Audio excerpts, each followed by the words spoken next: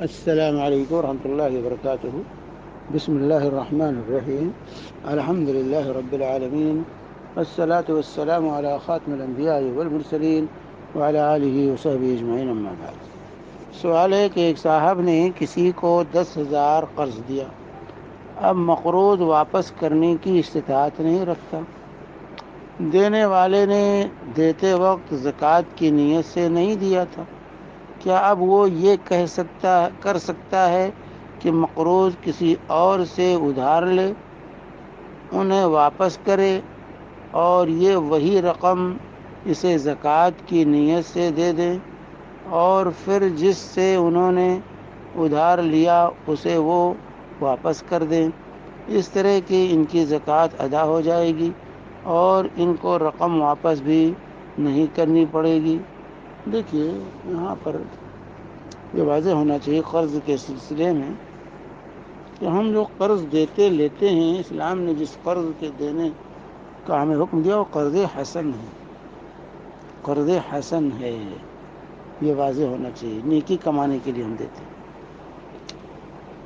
ہم کسی کو قرض دیتے ہیں تو اپنی آخرت سنوارنے کے لیے، اجر و ثواب کے لیے دیتے ہیں.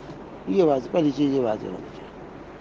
دوسری چیز ہے، قرض کے سلسلے میں اللہ تبارک و تعالیٰ نے جو ہمیں تعلیم دی ہے کہ وَإِنْ كَانَ ذُو عُسْرَةٍ فَنَظِرَةٌ إِلَىٰ مَيْسَرَةٍ،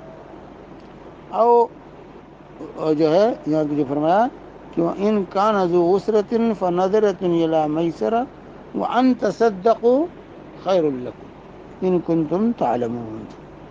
سورہ بقرہ میں اللہ تعالیٰ یہ فرما رہا ہے کہ اگر وہ تنگ دست ہو، مقروض اگر تنگ دست ہو تو اس کو مہلت دے دو.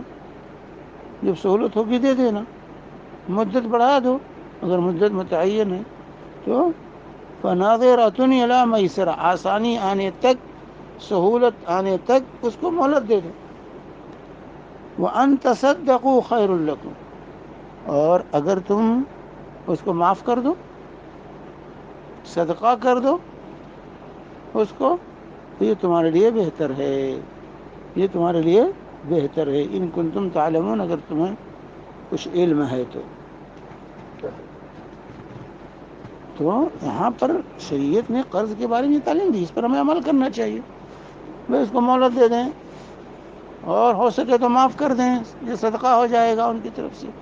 جب آپ جانتے ہیں کہ اس کی استطاعت نہیں ہے دینے کی تو یہ قرض حسن آپ نے دیا ہے، اس لیے اس کو مہلت دیجیے. اگر مہلت